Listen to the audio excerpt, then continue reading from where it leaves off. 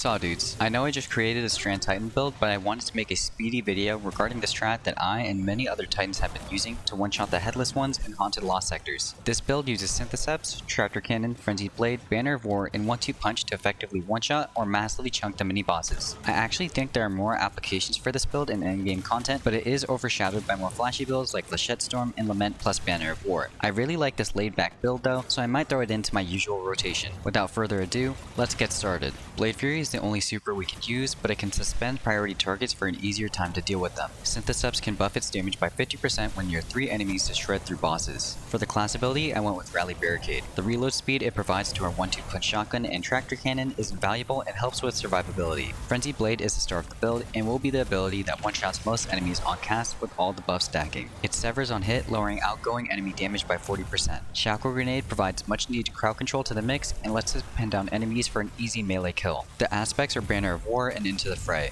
Banner of War raises a healing tower for 15 seconds on a sword, melee, glaive, super, or finisher kill. Kills scored within 10 meters of us after being raised extends the duration up to 30 seconds and reduces the healing pulse delay. While active, melee damage is increased by 40%. Into the Fray causes Destroy Tangles to release 3 pulses, restoring 10 HP and granting Woven Mail to those in the radius once every 2 seconds. While Woven Mail is active, we get 400% additional base melee regenerate. The fragments for the toddler running around with scissors are Thread of Fury, Generation, Transmutation, and Wisdom. Fury causes damage with Tangles to grant melee energy. Generation provides grenade energy for each damage instance dealt to enemies. Transmutation causes weapon kills to spawn a Tangle while Woven Mail is active. And finally, Thread of Wisdom causes kills on suspended enemies to spawn an Orb of Power with a 10-second cooldown. If you don't like Wisdom, sub it out for Propagation, which causes powered melee kills to grant unraveling rounds to strand weapons for 8 seconds. More on that later. Let's go over the Tin Man suit. For the bucket helmet, I used Arc Siphon, Heavy Ammo Finder, and Heavy Ammo Scout. Switch the Siphon mod out to match your weapon types. On Syntheseps, there was Momentum Transfer, Heavy Handed, and Grenade Kickstart.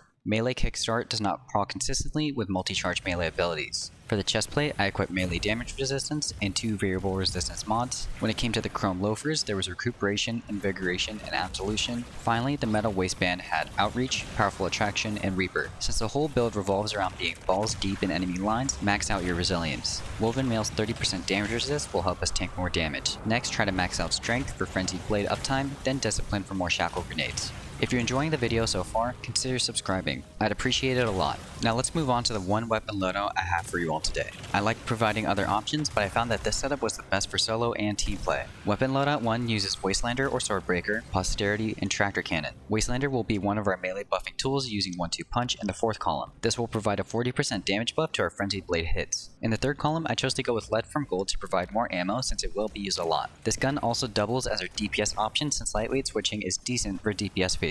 If you aren't very concerned about that, try Swordbreaker. Swordbreaker is a strand lightweight shotgun from Crota's End. I crafted mine with Threat Detector and 1-2 punch. Because it isn't kinetic, it will do 50% less damage than that of Wastelander. However, if we switch out Thread of Wisdom for Threat of Propagation, it can be used to bust through barrier champion shields. This turns the build into a triple threat. Swordbreaker takes down barriers, Posterity and Tractor Cannon take down overloads, and the Shackle Grenade takes down unstoppables. Posterity is a very solid hand cannon. It can output respectable damage from range and can do light ag clear with the Frenzy and Volt Shot combo. If you aren't a fan, there's also the Ikelos SMG, which accomplishes the same thing. You can use whatever energy weapon you want. These are just some of my favorites. Tractor Cannon brings the whole build together. It increases the damage enemies take by 30% for 10 seconds on hit. It's great for buffing up our Frenzied Blade damage and providing a debuff that the entire team can utilize. With Syntheseps, Banner of War, 1-2 punch, and Tractor Cannon's debuff activated, our Frenzied Blade will deal 509% increased damage. Finally, let's briefly go over the game loop. You'll want to activate Banner of War when starting encounters to begin the constant healing pulses it provides and kick off one of the melee damage multipliers. Do this by getting a melee kill or finisher kill, then slay out normally to add to its timer. When you see a priority target, close the distance and begin the following rotation. Start by hitting the unfortunate guy with the Tractor Cannon shot, then switch to your 1-2 punch shotgun and fire a shot into him. Follow this up with 1 or 2 Frenzied Blade activations to delete the enemy from existence. For the best results, try to gain the Biotic Enhancements buff from Syntheseps prior to this or while in the loop. Try not to use all 3 melee charges since having at least 1 charge will decrease the cooldown for all the other charges. Rinse and repeat.